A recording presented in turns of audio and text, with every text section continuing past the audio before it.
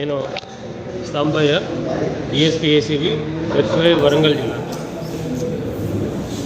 చెట్టిపల్లి రాజు లింగాల గణపురతను 2022లో G+3 building construction మొదలుపెట్టి 23లో complete చేశారు. So ప్రారంభించినప్పుడు మున్సిపల్ పర్మిషన్ కూడా తీసుకున్నాడు. యాజ్ పర్ రూల్స్ ప్రకారంగా 10% కన్స్ట్రక్షన్ ఏరియాను మార్టిగేజ్ చేయాలి. మార్టిగేజ్ కూడా అతను చేశాడు. కన్స్ట్రక్షన్ వర్క్ కంప్లీట్ అయింది. ఆక్యుపెన్సీ సర్టిఫికేట్ కూడా మున్సిపల్ కమిషనర్ గారు ఇష్యూ చేశారు.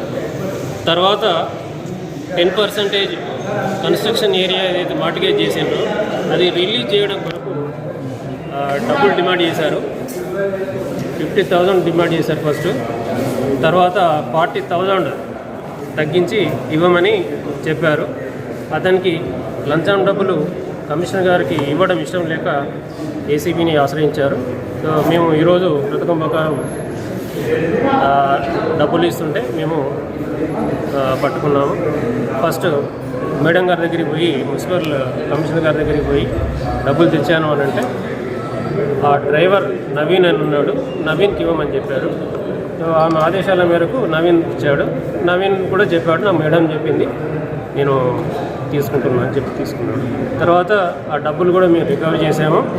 వీళ్ళిద్దరిని రేపు ఏసీబీ కోర్టులో హైదరాబాద్లో ప్రొడ్యూస్ చేస్తాము.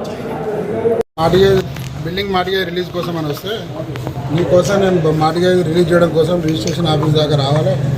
దానికోసం అంత దూరం రావాలి కదా, నేను నీకోసం రావాలి కదా, దానికి నాకు డబ్బులు కావాలి, డబ్బులు ఇస్తేనే వస్తా అని చెప్పి నెల 15 రోజుల నుంచి నేను సతాయిస్తున్న కారణంలో డబ్బులు ఇవ్వను, నేనైతే డబ్బులు ఇవ్వను, నాకు రిజిస్ట్రేషన్ చేసే మార్టిగేజ్ రిలీజ్ చేసే ఏం లేకుండా అంటే నేను డబ్బులు ఇస్తే తప్ప చేయను అంటే సరే ఇస్తా అని చెప్పి ఇదే పట్టియాలనే ఉద్దేశంలో ఇస్తా అని చెప్పి ఒప్పుకొని 60,000 రూపాయలు డిమాండ్ చేస్తే మనం తెచ్చుకోవాలంటే 40,000 రూపాయలకు ఓకే అన్నది. ఓకే అన్నాక తీసుకొచ్చి నేను ఏసీబీని అప్రోచ్ అయినా వాళ్ళు వచ్చి ఎన్ని రోజులు 1.5 month నుంచి నేను తిరుగుతున్నాను. 20 రోజుల నుంచి ఇలా నేను ఏసీబీ సర్టిఫికేట్ వాళ్ళు క్రాప్ చేసి వాళ్ళ ప్రాసెస్ చేసుకున్నారు. ఈరోజు కంప్లీట్ చేసుకున్నాను.